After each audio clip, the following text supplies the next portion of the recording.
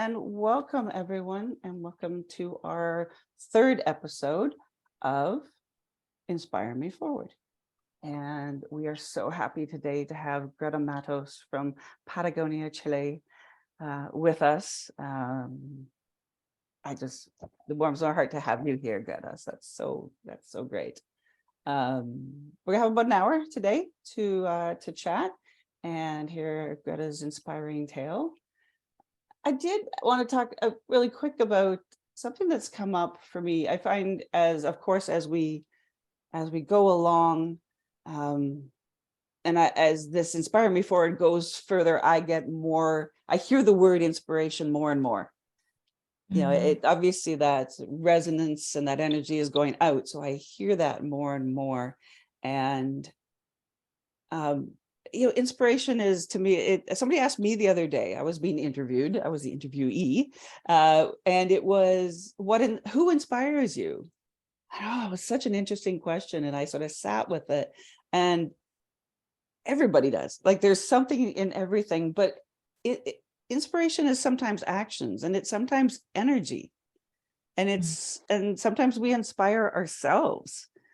And I was taken back to an exercise I did years ago with a group that I was part of the group. And they took us through this exercise of thinking of somebody that we didn't agree with. They had done something we didn't agree with. And it was looking to the energy, not the words of the person, but the energy. And maybe that person was able to use their voice in a conviction, with conviction, and to look at the inspiration. I've always thought of that. Where is the inspiration in that? And looking at something or someone that doesn't have to resonate, but maybe looking at the energy of it, of what they're doing, and going, oh, but you've got such conviction and you're so determined. That's where I'm going to draw that inspiration from that person or from that event or experience. So I just like to point out that there's so much inspiration in more than words, and words are absolutely we hear it. And I heard I was listening to something the other day, and somebody said inspiration is the sort of the dropping of barriers. I sat with that one for a bit. What is that? I still have barriers, but when I'm really inspired, nothing can stop me. That was another one that just these pieces keep coming to me, that yes, this is where we're going. So just leaving everybody with that, to start, that it's just it's sometimes just in our hearts. And with that, we're going to leap into our conversation. And Greta, can I have you introduce yourself just in an overall? I'd rather you than I. Just introduce yourself. Yeah.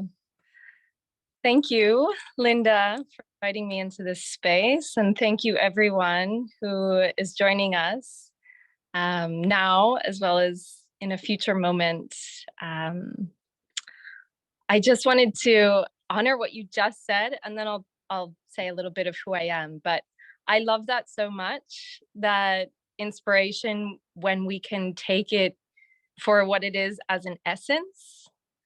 Like, it's reminding me, recently a lot of people were remarking on my smile and how my smile made them feel. And I was inspired to reflect on, I'm writing a book right now, and I was like, I want to write my smile into this book. That was the inspiration. It was like, how do I, not even asking how, but that's the intention of holding that and allowing kind of feedback from the outside, as well as what we harvest from within, to give us, to touch that inspiration, and then let that kind of be the energy in which we move through spaces. So I love that. So thank you. For everyone that doesn't know me, I am born Greta Marie Franklin, now Greta Marie Franklin Matos. I was born in rural Pennsylvania, grew up on a farm there, in close relationship with cedar trees and creeks and meadows and horses. And cows, pigs, pheasants, hedgehogs, swans, willow trees. So very, very much was raised in relationship with earth and with land and spirit. And then I embarked on an entirely different kind of endeavor as I followed my heart into the world of business and international business and sustainability, responsible business, and into these realms of very human-oriented systems and spaces. And it was something I'd never imagined for myself. Growing up, I was able to touch what love as work felt like in my relationship with the horses. And so I had always envisioned as a child that they would be my collaborators in my work. But the equine industry was a different kind of beast. And at that stage in life, I couldn't find my way through the incongruence that I encountered there between the human and horse relationship. So then I went into business and found myself in a similar path of acknowledging, witnessing, feeling the incongruence of the human earth relationship, and the way in which we were in the world and are in the world. And that work was a deep love as well for me. And yet it also ripened. And in its ripening, I followed another pull to Chile about 8.5 years ago. And so Chile's been home to me for the last 8.5 years. And my arrival here brought with it the intention to live again with horses. And they did come back to me and with me, and in friendship and collaboration. And all I can really say about how I've arrived where I am is that it's been through a very cascading kind of connection with leaps of faith. So if you pull almost any thread of my life, you'll find a knot at some point, which was a leap of faith. So for me, it's actually become an intentional embodied practice of listening. Why it's such a joy to share a glimpse of kind of the story that I had mentioned, and we'll talk more about my most recent one. Absolutely. I love that analogy of the knots, of just there's a knot, there was a leap, there's a knot, there's a leap. And oh, that's beautiful. So let's jump right into your one that you'd like to share with us today. And like, we could share so many in different knots, but I'd love to have you jump right into what one you'd like to share with us today. Yeah. So I'll share the most recent because it's delicious. And also it is, at every stage that I've taken one, there's been an acknowledgement that I was going to consciously and intentionally allow myself to be lost in order to be able to find my way. And this last one that I took, I really wanted to share about because it was one that I took as a mother, my first time as a mother, my first kind of leap. Although I guess giving birth is also a huge leap of faith. I'll honor that. But really deciding to dismantle a lot of stories and projections about what we have to stop doing or how we have to stop being in order to create a safe and responsible and caring and loving environment for our children. And so a year ago, like literally a year ago, my partner, Alejandro, who's my husband, my daughter at the time, she was 17 months. She had just turned 17 months old. And I were living in the mountains with our horses. And we had decided, after years of being in very close relationship with a dream and an idea of developing an organization in partnership with our horses, as well as with the land and earth in a regenerative relationship. We had been in a process of looking for land for a long time and had seen a lot of places. And over the years, a lot of our intention and our approach and all of it had been maturing. And yet this piece of the land that would hold us and hold what we were envisioning hadn't fit. And we were very much in that process of living in flow. We've surrendered to life enough to know that we're better off when we do. But it hadn't come, and it wasn't, and we were feeling this sense of, well, we're about to move again. And what if we just let go of the vision and the dream and the idea of what it looks and feels like and all of it, like really, and we don't even look for home. And we just put ourselves in motion and allow the act of being in motion to give us that capacity to feel our way forward and to allow it to pull us to where it wants us to be, as opposed to this kind of push-pull of, the ego is always questioning, like, oh, am I doing enough? Maybe I'm not. It hasn't shown up, so something's not right. Something needs to heal before X, Y. No, it was very clear that it was time to ride south. That was the only thing that was clear. But it was very clear. And so my husband and I, years ago, about now it's 7 years ago, we had done a long ride across Patagonia, where we had hitchhiked with our 2 dogs to the very end of the Carretera Austral, the bottom tip of Patagonia on the Chilean side, the end of the road.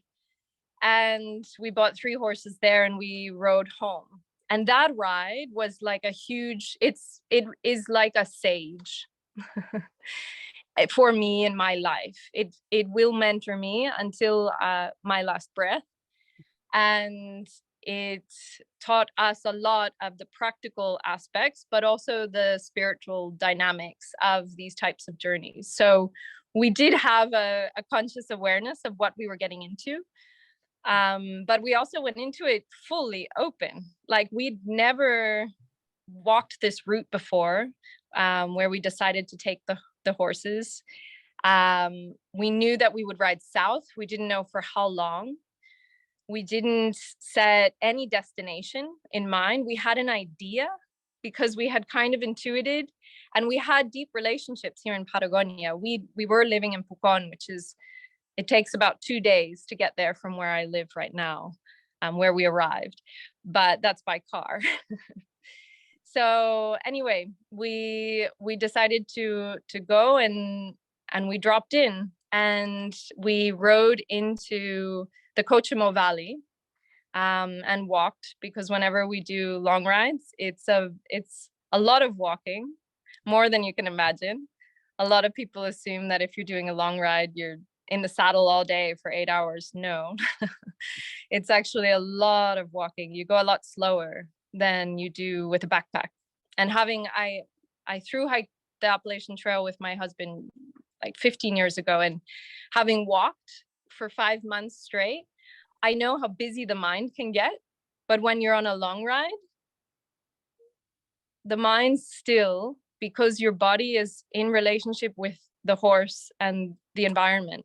And so knowing that, I knew that in this moment of huge uncertainty, my daughter, who was 17 months old and has a nervous system that's being shaped right now, she was going to be able to feel that level of stillness in my own being as I was in a daily practice of moving literally at the pace of a horse, which I often will say it's like moving at the pace of the soul. And that's different than just walking as a human. The horses slow us down a lot in all the right ways. And so that was the big leap, I guess you could say, the decision to allow ourselves to not have kind of a safety net that was predefined, because we knew we would be safe no matter where it took us, no matter how long it took us. We knew that we would find our way, and the way would find us in our deciding to go. And again, as a mother, to be able to feel that knowing in my body and have my daughter's body map it, like feel it and integrate it in her own body. That was why for me, it was like, there was no question of whether or not I should be doing that. 100%. So where did you land?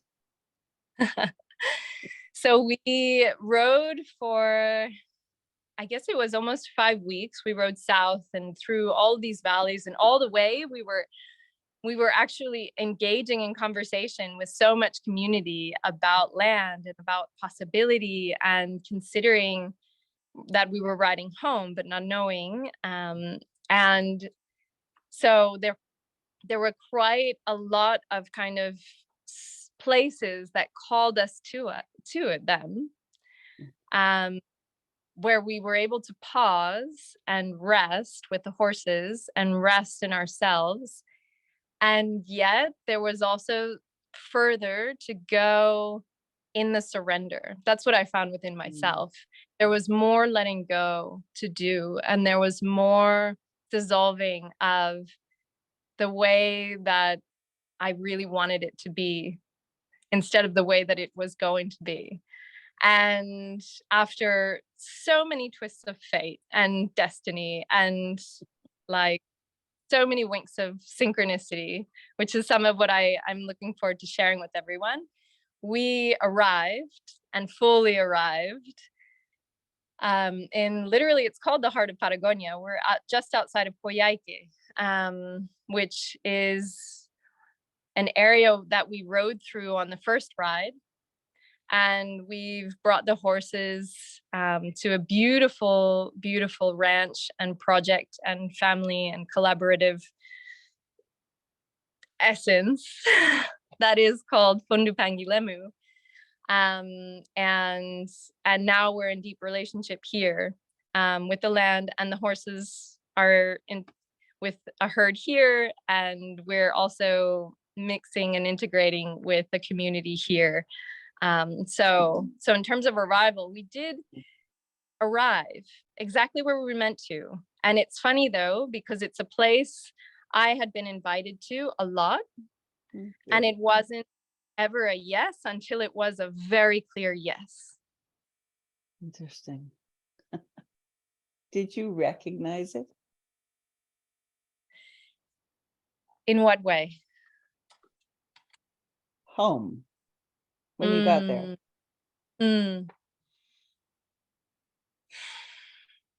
I recognized the feeling of home. Like I recognized in my body almost my entire life in Chile. When we came, we didn't have a plan. We were very much open. We could have lived here only 5 months, you know, and then left. And it would have been a story that we told about the 5 months we lived in Chile. And the entire time that I lived here in this country, I felt at home, but also on the way somewhere, if that makes sense. Yeah. Like I was always looking toward the horizon, because we were caretaking properties. We were in this space of transition for a long time, but it was a grounded space, you know. We knew we were heading in the direction we were meant to, but it took a long time. And there was always this pull that while you're at home in your body, you're also in movement. You're also being beckoned forward. And when I arrived here, I felt the beckoning beyond where I was stop. Oh, okay. Interesting. Yeah. Wow. And again, it's not because it's like the pre-imagined home that I had been holding in my head, you know. There was a lot that I had not related with, but arriving here in the way and the time in which we did, it was very clear, again, that feeling of clarity, that we're not looking beyond here in Chile, we're looking beyond for the next place where we're meant to be. We're here. We're The here. herd is here. Yeah. Yeah. Interesting. Wow. I'm just giving that time to sit. Wow. What I know you went in with a trust, but maybe what were some of your fears along the way? Yeah. My fears were that the horses were going to take me away from them. That, like, allowing, because your deepest love, when you touch your deep, deep loves. I have a practice, and it's kind of a death meditation. It's to be like non-attached, lovingly non-attached. And it's to support active grief as we live. Because we're going to lose everything we love, or we'll die, and everyone that loves us will lose us. And so that is real. And I like to stay close and in relationship with what's real. So I do have a practice of feeling the level of grief that is within me at the possibility of loss, of the things that I love more than anything. Yeah. And when the horses came back into my life and the vision for Cura Cura came in, and I could feel so much of my inner child returning to her dreams and connecting in with the possibility of living and dying beside the horses. And I am not, an 8-year-old child anymore. And I'm also collaborating with other souls in my life.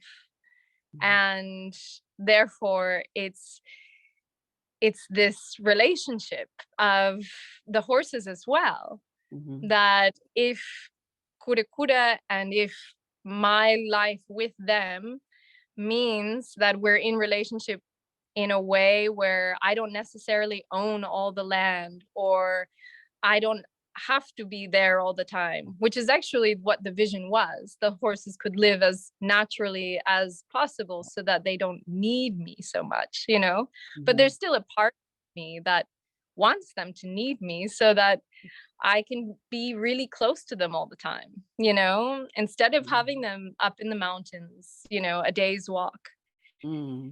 And so that was a big fear of really letting go of the idea and the possibility of finding the land and raising all the money that we'd been prepared to raise. I mean, I'd already lined up impact investors, and I had it all kind of packaged and ready.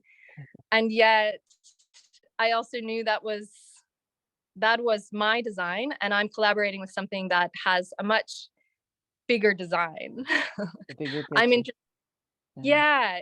in with them and with the horses, and I'm committed to that. And so a big fear, though, was that the horses, we would end up in a space where it would be clear that there would have to be a transition away from them. And I mean, like, away. I didn't know, because we were that open, I didn't clenching. And yet when you let go, you have to also allow that fear to be felt. And so that was a big one.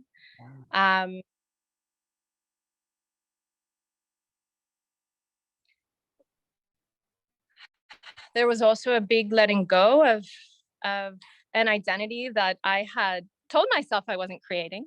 And yet it had worked its way in there.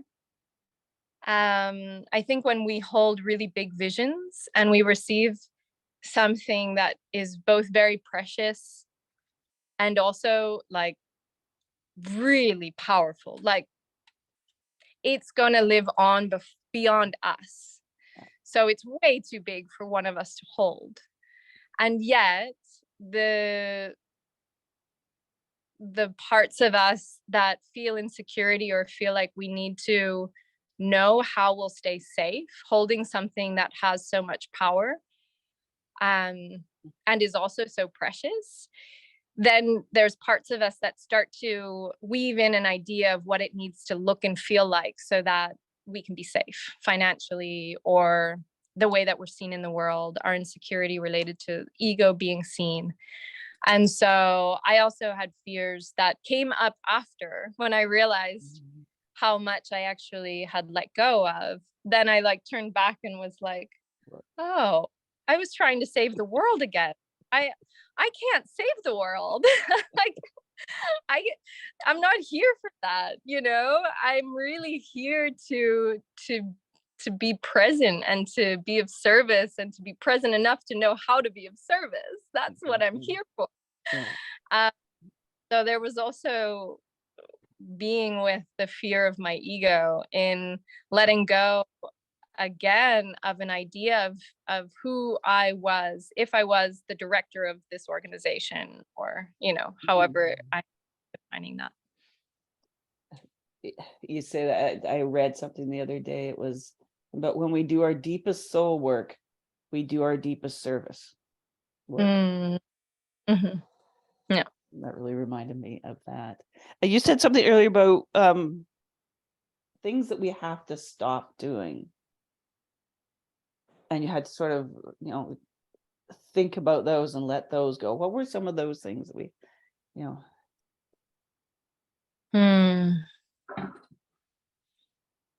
They might be daily things. Who knows? Like it's what were some of the things you just had to stop doing? Yeah, I think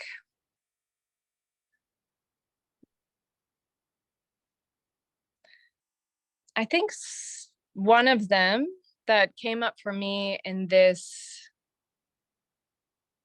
was really, we're told a lot about how to make things happen in our life, how to manifest your dreams, or how to find your purpose, or all of these things. And I think I had found myself repeating an idea of the farm life that I loved so deeply in my mind, of the direction that we were heading. And by holding that, which was a beautiful image, but by holding it, it was limiting the realms of possibility. And so instead of stopping, it was actually like the stopping was the letting go of that idea and that well-defined imagined future. Which I mean, I don't know if that feels really radical to say, because I know that I think that holding on and envisioning things is very, very important. But I also think it's like planning, like making a plan is really important, but the plan is useless. Like it doesn't actually matter because you can't control what happens in your life. And sometimes when we get a really big vision and we have this really beautiful idea of all these ways we can have an impact with our presence in our life, then we start to have an image take shape, and holding on to that image starts to become this active kind of reaching again, like outside of the present. And so even with grounding practices, and even with reminders and knowing to kind of come back and be in the here and now, there was still this need for me anyway in my journey to let go of the image so that I could actually really feel and live into what was coming through. Absolutely. Yeah. Sort of get out of its way. And open clean the slate and let it come in. Yeah. So how are you inspired to do all of this? Like, was there a moment? Was there just conversations? Like even going back to your first ride or to your move down there? Like Who, what, Mm. how, where did that inspiration come from, or that motivation? Oh, yeah. The best way I could describe it is accountability to my somatic awareness. Damn. I know what it feels like to betray myself. I know what it feels like to get an intuitive hit and to feel in my body when something resonates, and then to not act on it. Because I haven't had a lot of the situations in a big context, but I had two very clear ones that taught me. One was in relationship with another person, and the other was in relationship with my work. And it was very early in my career, but in both I stayed too long. And I was aware enough. I didn't have kind of the practices that I have now, but I still, growing up on a farm, I think makes you very in your body. And with horses, as a childhood with horses, I was always connected with my body. And so I could feel, the pressure and the weight on my shoulders, and the unsettledness and the angst and the kind of the pull. And I didn't leave in both contexts. And ultimately, both contexts left me, which again shatters the ego.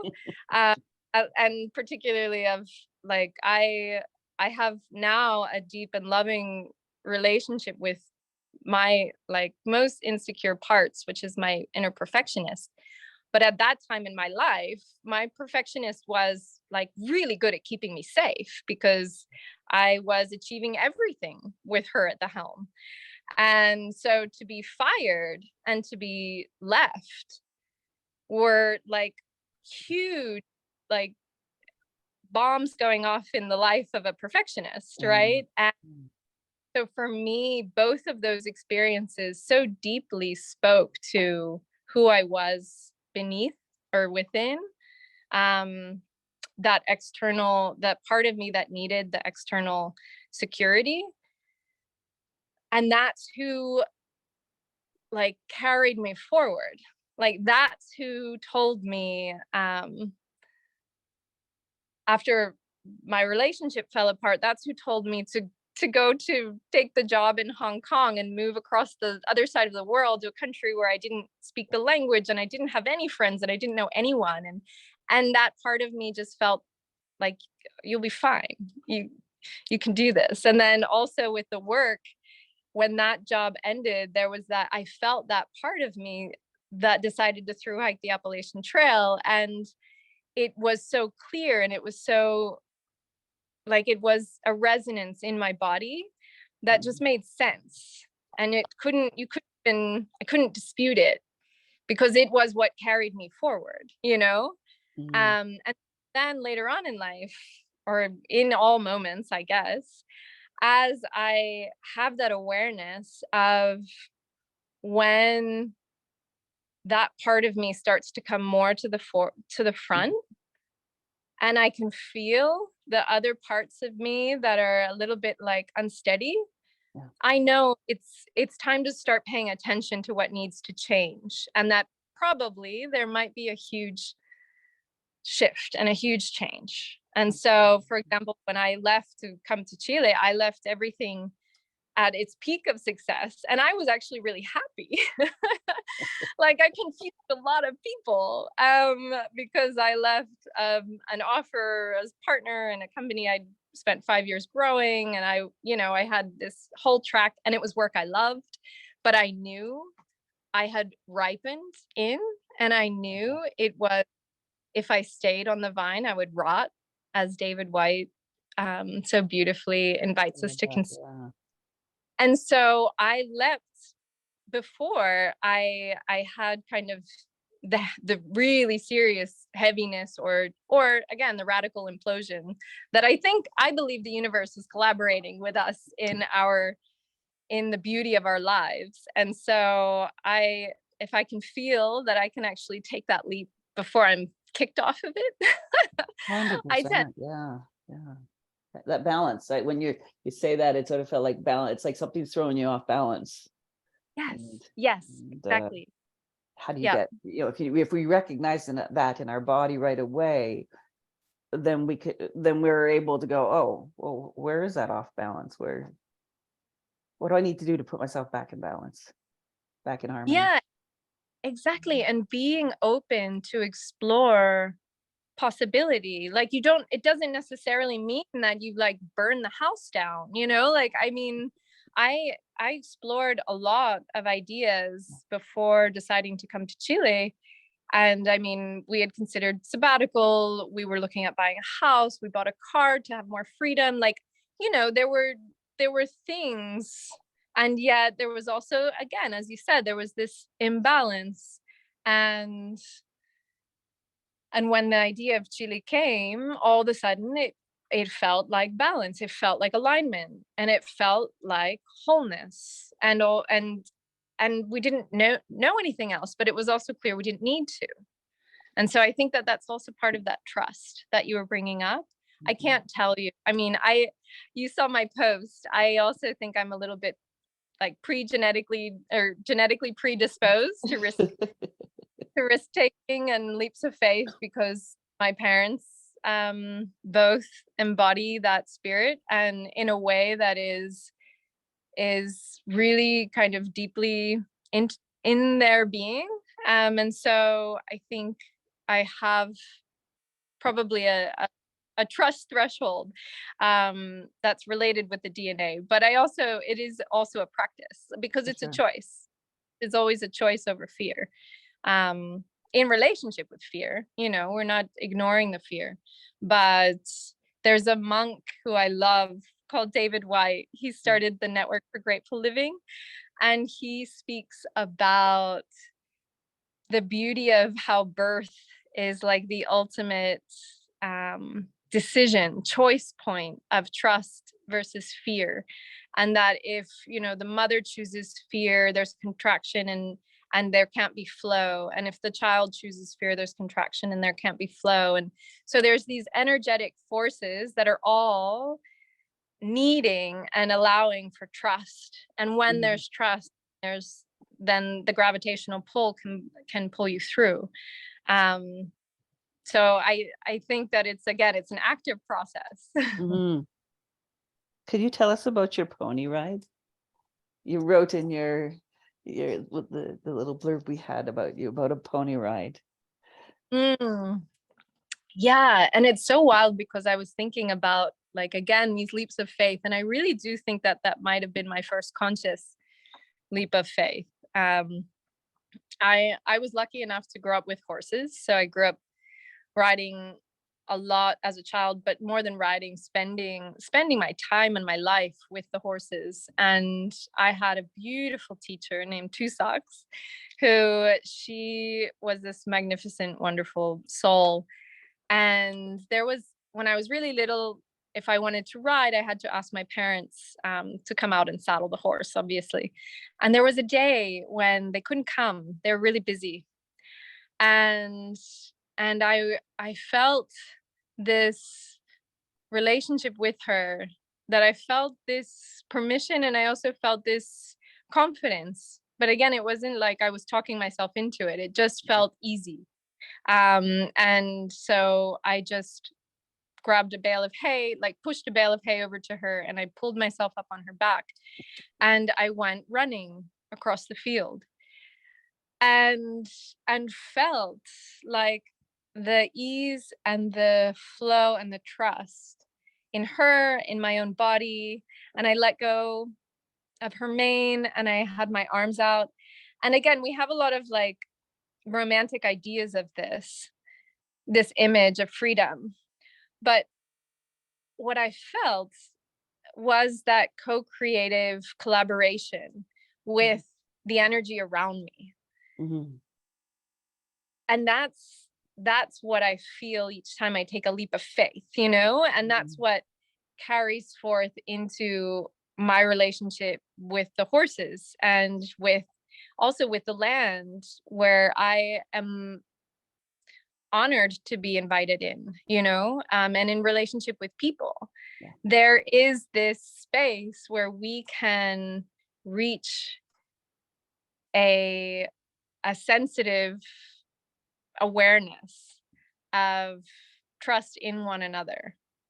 And that first time with Tusaks was absolutely like the first time I touched that with a conscious awareness, which for me that helps. Like I journal, and so when I do really scary things, I tend to go back in my journals and have a look.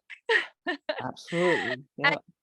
And have that awareness of, oh wow, okay, whew, you know, we can mine these gems that we have within us that we live already, and then we know, but then sometimes we need to be reminded that they're real and they're true. And that's part of also that connects with your question on trust is reminding ourselves of how courageous we have been and are just to live.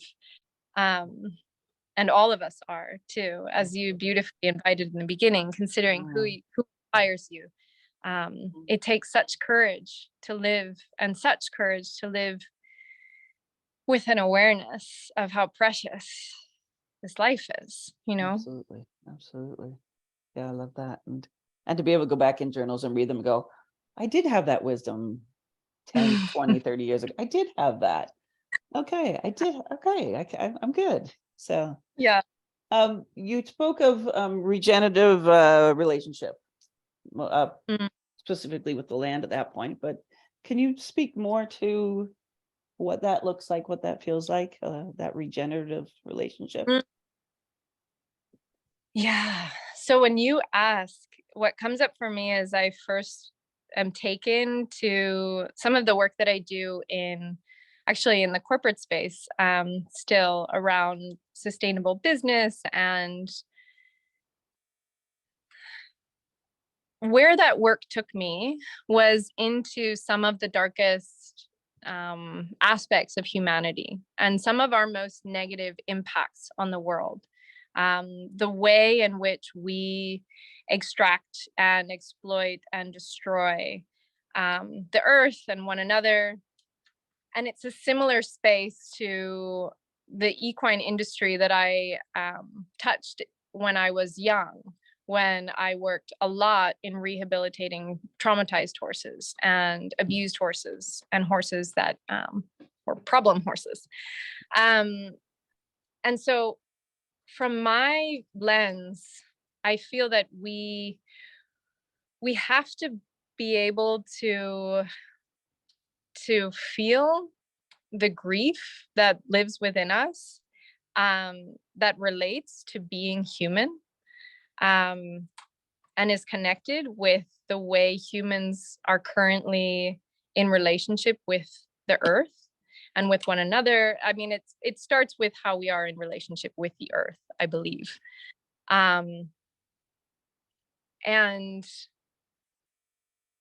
over the years, I had liked the idea of regeneration because it means we can go into any landscape and be with any being that has experienced any degree of trauma or violence, and we can be reparative tissue. We can be restorative energy in that space.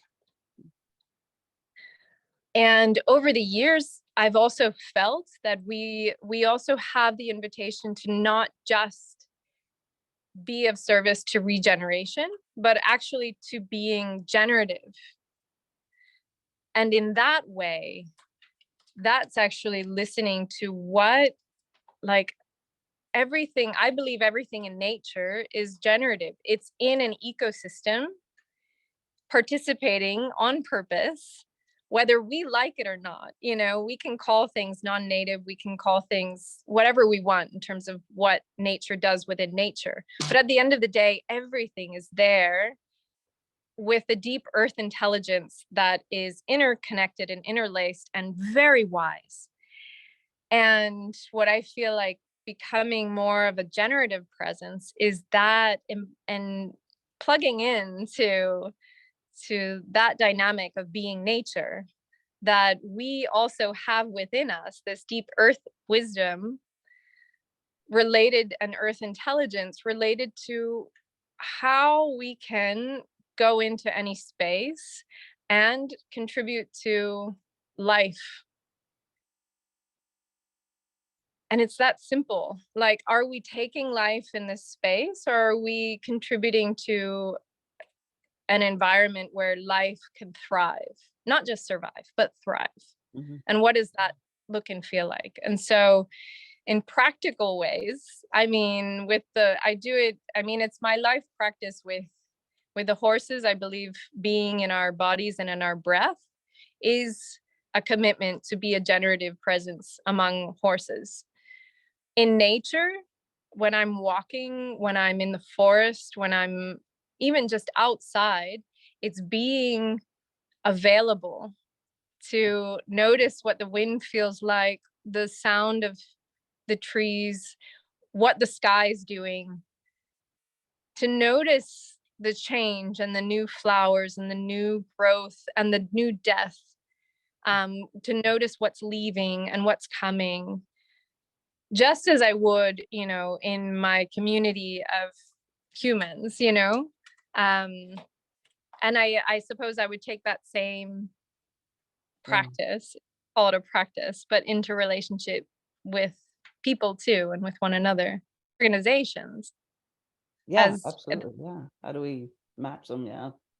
yeah, It's interesting. As a daughter of a university professor biologist, when you talk about nature, and he always taught us that there's a world at your feet. yeah.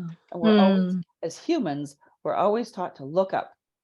Look up at your elders. You look up, don't look down, look where you're going. But he always taught us there's also a world down there. And that was Yeah, nature. And to be able yeah, to look in that puddle and see a yeah, whole ecosystem just in a puddle. yeah, Wow. yeah. Yeah. Awesome. Wow. Oh, we could talk for hours, my friend. But let's get to some wisdom. If you could give us 3 pieces of wisdom that you've learned through your beautiful life thus far, what might those 3 pieces be? One would definitely be that, like, trust the timing of your life. Things take the time that they take. I have this little story that I'll share connected with that, because there were so many of these deep, crazy, beautiful moments. But when we were on our ride with Sophia, there was a part of the trail that we were heading toward that a lot of people had warned us about was very, very dangerous. And so there were a lot of seeds of doubt and fear that were kind of planted in our awareness as we were moving across really intense terrain. And one of the stories was that the carabineros, which are the police force here, and a lot of them still have horses in different areas and ride, and they had been moving horses back along this route, and one of the horses had fallen, and it had fallen like 400 feet and died. And we were going to have to traverse this, and it was really dangerous when it was raining. And we were at a point on the ride where we knew it was in front of us. It was basically within that day. And I was feeling in me like all of this, like, we should get out going as early as we can, so that if we have to take a lot of time, we can go really slow. And my husband was feeling a lot of like angst, and he did not feel like, he was really worried. He was really worried because, again, we had our daughter, and if something went wrong. And then I started to have this feeling, and I just kept telling him, and even the days leading up, I was like, I think it's going to be okay. Like, if we need help, it will be there. And again, we were in the middle of nowhere. I mean, we hadn't touched a road in almost 4 weeks because we were so deep in the wilderness, in the mountains. And yet I just had this feeling like, no, if we actually need help, we'll have help. And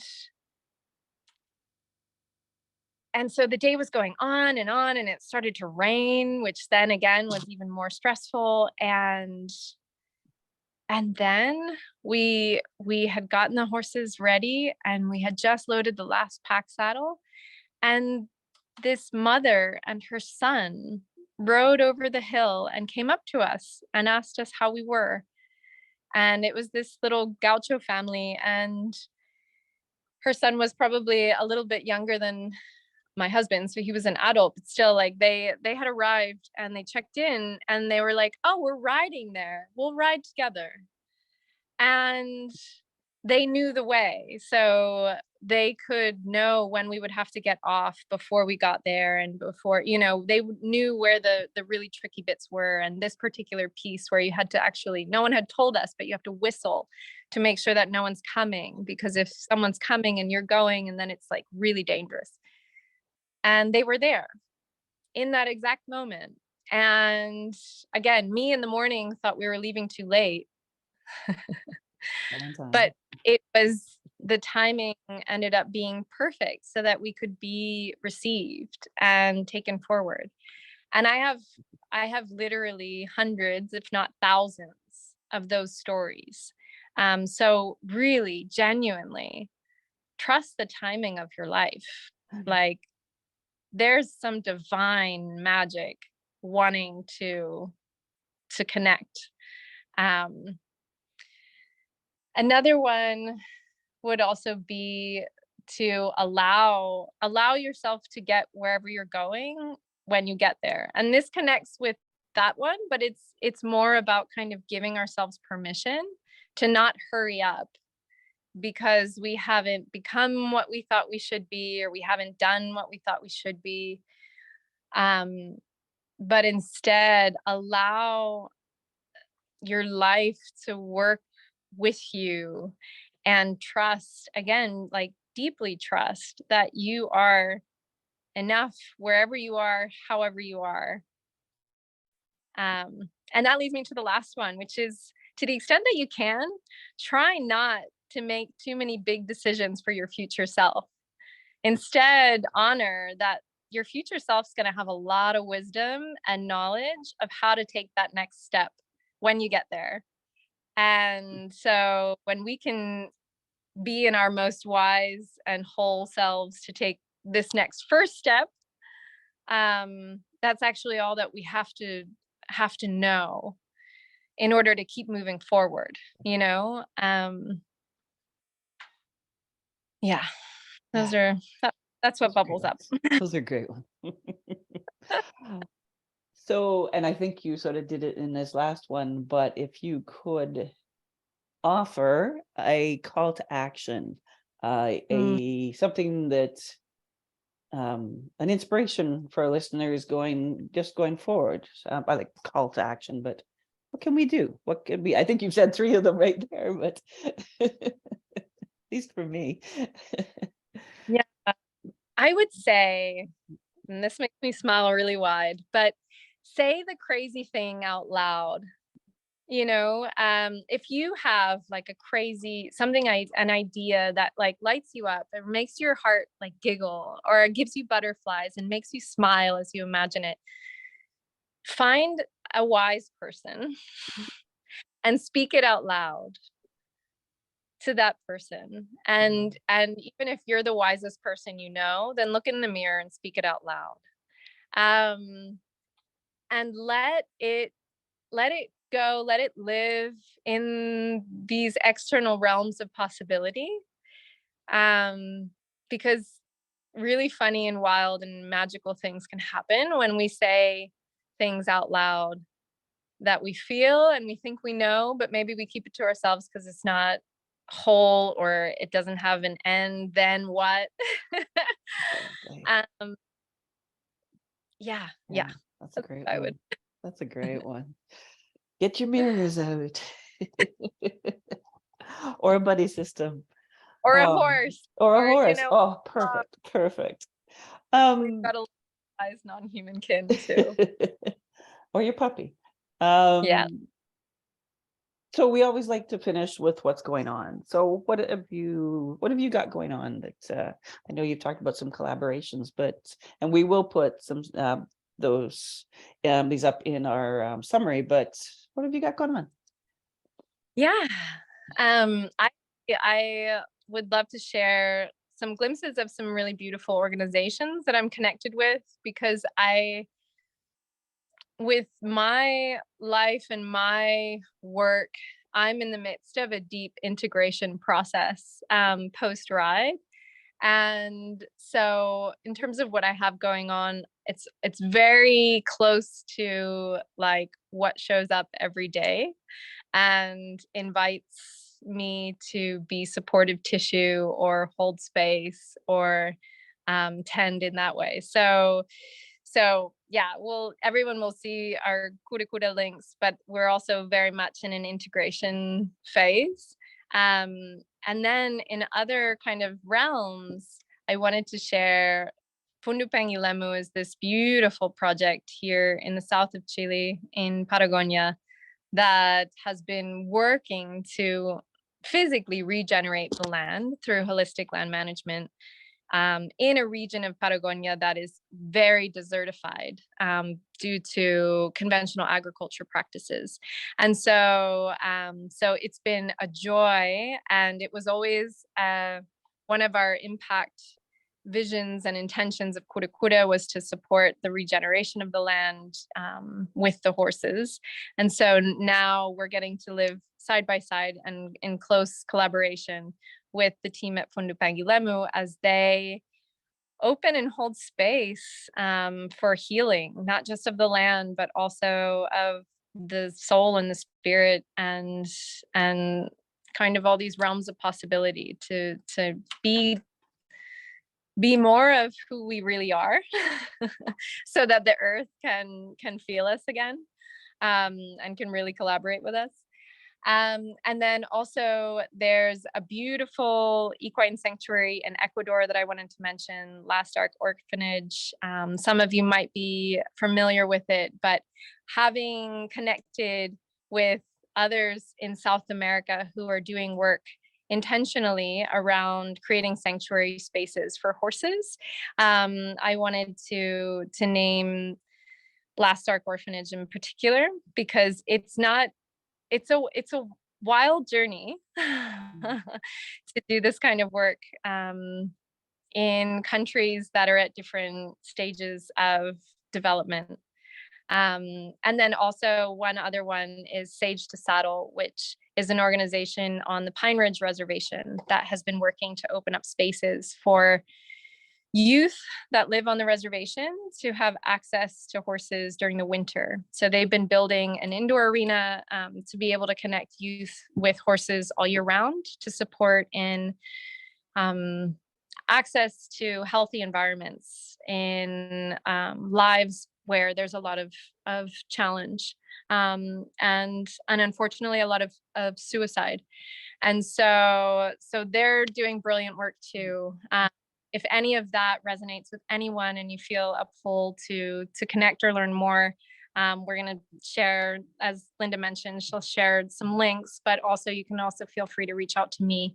And oh yeah, and I'm writing a book, which is fun. As I mentioned at the top, I'm inspired to write my smile into it. So if that gives you a glimpse of what it'll be.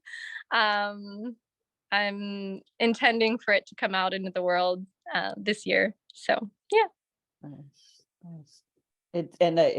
I think we're on the same path in writing books. Mine is 3/4 there, and it's about writing the essence.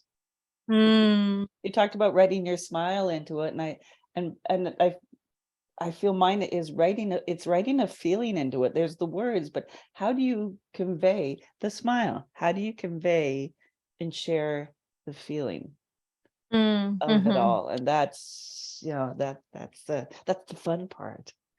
Yeah. Yeah. And I'd love to finish, and you told me this story when we've chatted before of the forest school. Yeah. Can we finish on that? Because that's just a beautiful how you found and you were looking for, and there it was. Yeah. So it's one of these beautiful kind of, when we take leaps of faith, I think often, well, what I've become more adapted to is not having the destination be kind of prefabricated in my mind. And by allowing it to really pull us where it's meant to, we realize that it feeds our deepest needs, needs that we might not have even been aware of. And so for me to arrive here, our herd is living on a 2,600 acre ranch that is literally exists to support more biodiversity in the world and is a carbon sink. So that was like, and then at the same time, it's also one of the projects that's evolving here is a forest school has just started, which then gave me access and my daughter access right at a moment in her life, because when we came here, she had just turned 2, and right at a moment where I knew and could feel the need for her to also have more community and have more ease in finding community and spend more time with children. And that part of me that also wanted, I mean, her first year of life, we lived in such a remote part of the world. Her community was literally the horses, ancient forests that are 2,000 years old, and cliffs and waterfalls, and that was most of it. So then her second year of life was all travel, and now to arrive where there's community, and children who are coming together to learn outside, in nature and in relationship with caring adults. I mean, the level of magic that I got to show up, and that was here, that was seeded before I came. I didn't have to come and make it happen because it was something that I wanted for my daughter. That's like beyond magic, right? It's just the only word is just like this. It just all these pieces came together. Yeah. Oh, Yeah. Greta, thank you. Mm. Thank you for sharing your journey. Thank you for sharing your wisdom that you gained along the way in that, from your ride to on your 2 socks to your parents that gave you that zest for risk and leaps of faith, and your wisdom. That's just beautiful. Thank you. Thank you all for being here. Thank you for listening now, or if you're listening in the future, I will put up a recording and a short summary, but I'm going to have to watch through this several times. I know it. Summarize, because so much richness in it. Join us over our Facebook page on Inspire Me Forward if you haven't, because we've got more coming. We're booked right through now till the spring. Our next one is February 21st, and that is with Kelly Jones, and she's from I think she moved from Texas to the beautiful Colorado, and just stunning where she moved to. So we're going to hear her story, is how she got there. And I always like to finish the words of my late father, and he said, and this was a quote from his later years when I did an art show with a whole bunch of youth and seniors, and he worked with a small group of two teenagers, and they had painted a piece, and they always had to do a quote with each piece, and his was, "Inspiration is a door to which we see the future. May it ever stay open." Thank you so much for being here. We hope you've been inspired. Thank you, Linda.